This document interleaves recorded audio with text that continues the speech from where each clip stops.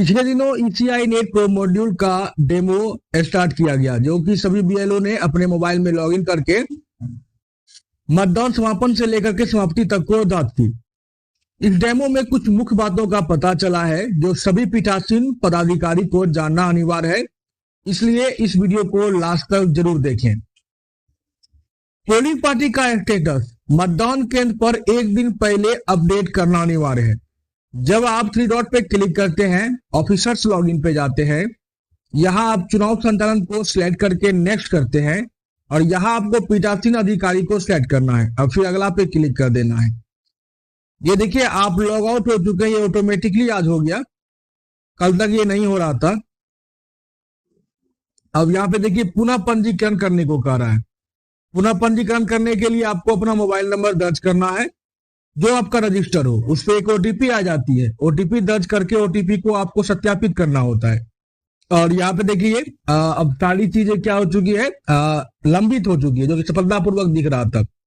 तो कुछ लोगों ने कमेंट्स भी किया था कि वो लॉग आउट कर रहे हैं तो उनका ये सफलतापूर्वक ही दिखाई पड़ रहा है, वो हट नहीं रहा है।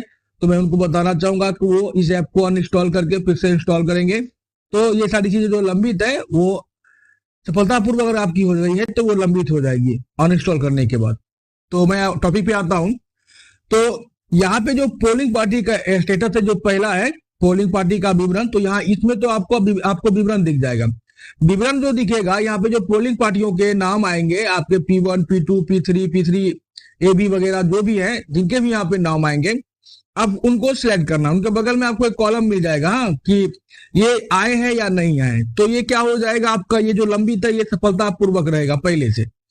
फिर पोलिंग पार्टी की स्थिति, आप जब चुनाव कराने से एक दिन पहले मतदान केंद्र पे पहुंचते हैं तो उसी दिन आपको पोलिंग पार्टी की स्थिति को अपडेट करनी है। ये अपडेट करना अनिवार्य है ताकि अगर कोई पार्टी आपका नहीं पहुंचे तो उन्हें रिप्लेस किया जा सके। लेकिन अगर आप ये अपडेट ही नहीं करेंगे तो आगे पता नहीं चल पाएगा कि आपका पोलिंग पार्टी पहुंचा है या नहीं पहुंचा है। दूसरी बात आती है मॉक पोल की। तो मॉक पोल निर्धारित समय से यानी कि 5:30 में शुरू करना है और समाप्ति के वक्त पोलिंग पार्टी एजेंट की संख्या अपडेट करनी है। जब आप मॉक पोल पर क्लिक करते हैं तो यहाँ पे देखिए आपको कहा जाता है कि क्या जब पोलिंग पार्टी की स्थिति आप अपडेट करते हैं तब फिर यहाँ पे देखिए अगले दिन जब मॉक पोल कराया जाएगा तो मॉक पोल का ऑप्शन है। आप यहाँ पे नीचे में कहा भी गया है कि 5, 5:30 में आपको मॉक पोल स्टार्ट करनी है। तो एक आदमी जो आपके सहयोगी होंगे P1 या P2, आप उन्हें बता देंगे कि जब तक आप वीवीपैट BUCU को कनेक्ट करने में लगे हुए हैं तब तक में क्या हो कि वो ऑनलाइन अपडेट करने में भी लगे रहें। तो मॉक पोल पे आ जाना है। तो यहाँ पे क्या मॉक पोल शुरू हो गया है, तो ये 5:30 तक आपको अपडेट करना है।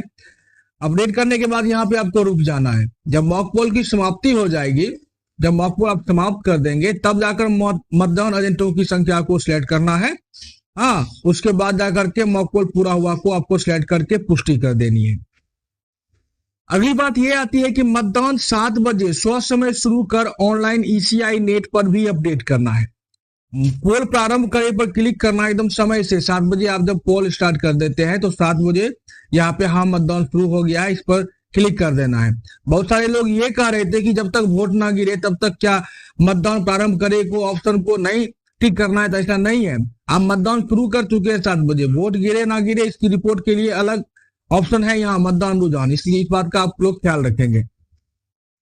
अब पोल प्रारंभ के बाद 7 से 9 बजे तक कितने पोल हुए उसकी संख्या 7 से 9 वाले कॉलम में दर्ज कर पुष्टि करनी है।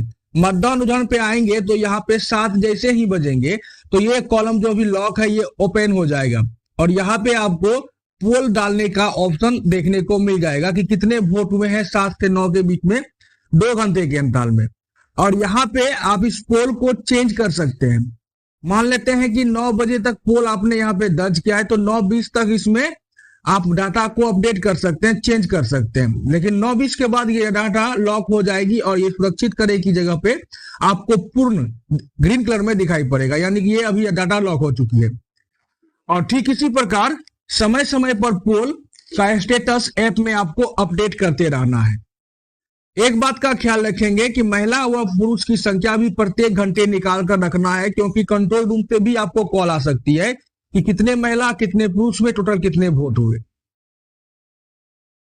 पोल समाप्ति के वक्त आपको एक बात का ध्यान रखना है कि ईवीएम से कुल वोटों की संख्या एवं फॉर्म 17C में कुल वोटों की संख्या ऐप में डाले गए कुल वोटों की संख्या से सेम हो, महिला प्लस पुरुष की संख्या भी सेम होनी चाहिए।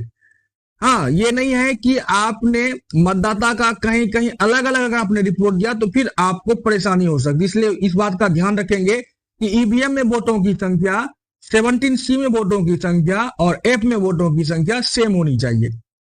और यहाँ पे जो पोल बंद करेगा ऑप्शन है, ये आपको 5:30 के बाद अपडेट होगी। 5:30 तक आप लोगों को हड़बड़ नहीं करना है। 5:30 से पहले आपका पोल बंद नहीं होगा, क्योंकि 5 बजे तक आपका जो मतदान है समाप्त हो जाएगा। लेकिन इसे अपडेट करने का जो ऑप्शन दिया गया, ये आधे घंटे का समय दिया गया है। आधे घंटे में अगर कोई चीज इधर उधर है तो आप उसे सही कर सकते हैं। इसलिए पोल बंद करेगा ऑप्शन जो है ये आपको लास्ट टाइम में अपडेट होगा 5:30 के बाद। 5:31 होते ही आप पोल बंद करेगा ऑप्शन आपको सुनिश्चित करना होगा। पोल बंद करने के बाद यहाँ पर देखिए कहा भी गया है डिस्क्लेमर में कि मतदान केंद्र छोड़ने से पहले कृपया सुनिश्चित करें कि नीचे दर्ज किया गया डेटा प्रपत्र 17C से मेल खाता हो। ईवीएम में दर्ज कुल वोटों की संख्या दर्ज कर देनी है। यहाँ पे उसमें कितने महिला कितने पुरुष थे उसको दर्ज कर देनी है।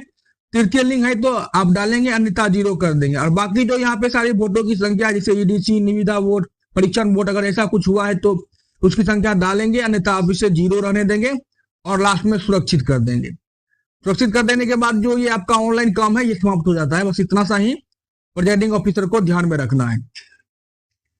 तो ये कुछ मुख्य बातें थी जो कि डेमो करने के बाद आगे आया है। अगर आपके मन में कोई अन्य सवाल हो इससे संबंधित तो आप कमेंट्स कर सकते हैं। मैं इसकी जानकारी देने की पूरी कोशिश करूंगा। धन्यवाद।